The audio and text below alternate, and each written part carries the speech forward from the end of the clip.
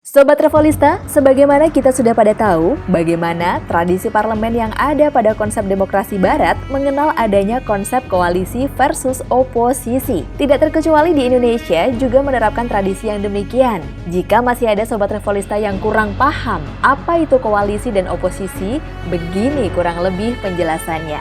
Koalisi adalah gabungan dari partai-partai yang mendukung pemenang pemilu eksekutif, baik itu presiden maupun kepala daerah. Sedangkan oposisi adalah gabungan dari partai-partai yang memilih untuk berhadapan dengan pejabat penguasa dan senantiasa melakukan kritik dan pengawasan ketat. Jadi singkatnya, partai koalisi akan cenderung mendukung kebijakan pemerintah, sementara partai oposisi akan cenderung mengkritisi kebijakan pemerintah. Nah, disinilah masalahnya Sobat Revolista. Coba kita pikir dengan jernih.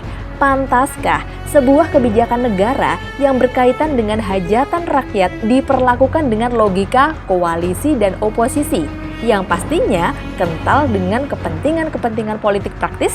Bukankah DPR seharusnya mendukung kebijakan pemerintah yang dirasa baik untuk rakyat? Dan bukankah DPR seharusnya mengawasi dan mengkritisi kebijakan pemerintah yang dirasa kurang pas buat rakyat? Bukankah mereka seharusnya melakukan itu semua tanpa pandang bulu berdasarkan afiliasi politiknya masing-masing? Ya, tapi itulah faktanya Sobat Revolista. Kita memang untuk saat ini harus menerima bahwa logika koalisi dan oposisi lah yang dijalankan di negeri katanya demokrasi ini. Padahal di balik konsep koalisi dan oposisi itu selalu terdapat lobi-lobi politik yang pada ujung-ujungnya sebenarnya cuma untuk kepentingan golongan parpol masing-masing.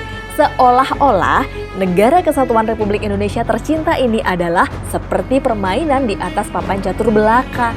Dan maaf, brengseknya lagi, ketika sudah menyangkut pada kepentingan bersama, mendadak partai-partai politik ini satu suara. Masih ingat kan kasus revisi Undang-Undang KPK dan juga soal presidensial threshold 20% yang nyata-nyata bertentangan dengan semangat demokrasi? Maka sudah saatnya gagasan koalisi versus oposisi berdasarkan kubu-kubuan partai di parlemen harus ditenggelamkan.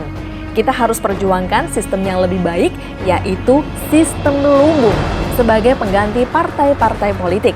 Tradisi parlemen yang berbeda pasti akan terjadi jika sistem lumbung dijalankan menggantikan sistem kepartaian. Karena di parlemen tidak ada lagi pejabat-pejabat DPR yang mewakili partai-partai, di mana seluruh pejabat akan terlahir dari lumbung-lumbung yang tersebar merata di seluruh wilayahnya. Maka sudah barang tentu tidak ada lagi kepentingan politik praktis di dalamnya. Inilah di mana hajatan rakyat yang tertuang dalam GBHN akan dijalankan oleh Presiden sebagai mandataris MPR yang dengan semangat gotong royong akan bahu-membahu dengan seluruh pejabat DPR yang akan mensukseskan program dan kepentingan yang pro rakyat, sekaligus bergotong royong pula dalam mengawasi kinerja pemerintah dan mengkritisinya tanpa tendensi politik. Jika kinerja pemerintah dirasa buruk, maka di sini DPR sebagai partner dari Presiden akan menjalankan dua peran sekaligus, yaitu sebagai koalisi dan juga oposisi.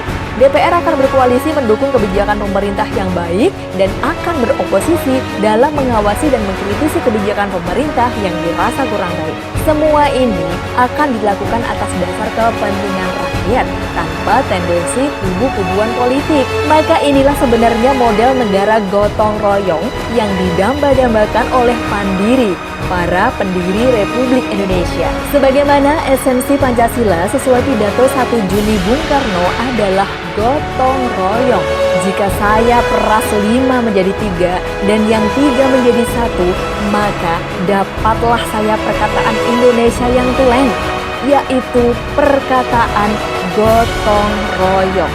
Negara Indonesia yang kita dirikan haruslah negara gotong royong. Alangkah hebatnya negara gotong royong.